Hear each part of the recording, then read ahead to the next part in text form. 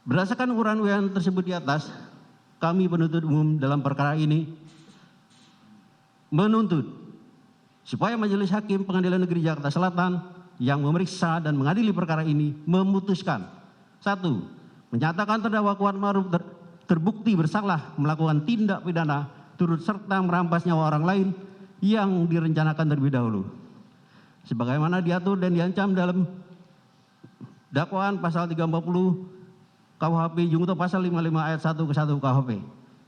Menjatuhkan pidana terhadap terdakwa Kuat Ma'ruf dengan pidana penjara selama 8 tahun dikurangi masa penangkapan dan menjalani tahanan sementara dengan perintah terdakwa tetap ditahan. Menyatakan barang bukti berupa huruf A sampai dengan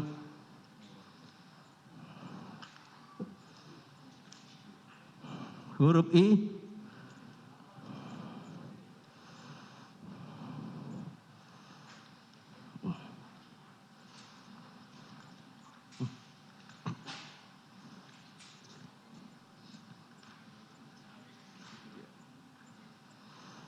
dikembalikan kepada penuntut umum untuk dipergunakan dalam perkara pidana atas nama terdakwa Ricky Rizal Wibowo dengan nomor register perkara PDM 245-JKTSL-10-2022. Menetapkan supaya terdakwa dibebani membayar biaya perkara sebesar Rp5.000. Sebelum kami menutup pembacaan surat tuntutan ini, izinkan kami menyampaikan suatu quote untuk bahan refleksi kita semua. Kebohongan sanggup berlari cepat, sedangkan kebenaran hanya bisa berlari maraton. Namun di pengadilan, kebenaran itu akan memenangkan maraton. Martin Luther King Jr. Demikian tuntutan pidana ini kami bacakan dan diserahkan dalam sidang hari ini, Senin tanggal 16 Desember 2022. Semoga Tuhan Yang Maha Kuasa memberikan kekuatan lahir dan batin kepada kita semua dalam rangka melaksanakan penegakan hukum. Penuntut Umum Rudi Irmawan, SH.MH. Sekian, terima kasih.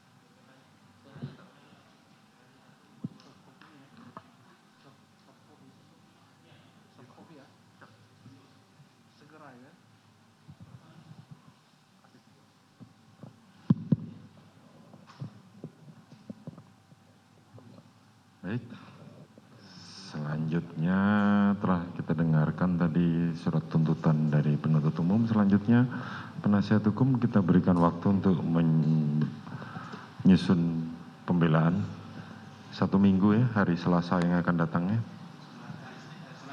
Ya, karena hari Senin libur ya. Saudara jaksa penuntut umum, untuk terdakwa Kuat Ma'ruf kita berikan kesempatan untuk mengajukan pembelaan pada hari Selasa yang akan datang. Sidang perkara nomor 800 PIT B 2022 dinyatakan atas nama terdakwa Kuat Ma'ruf dinyatakan ditutup.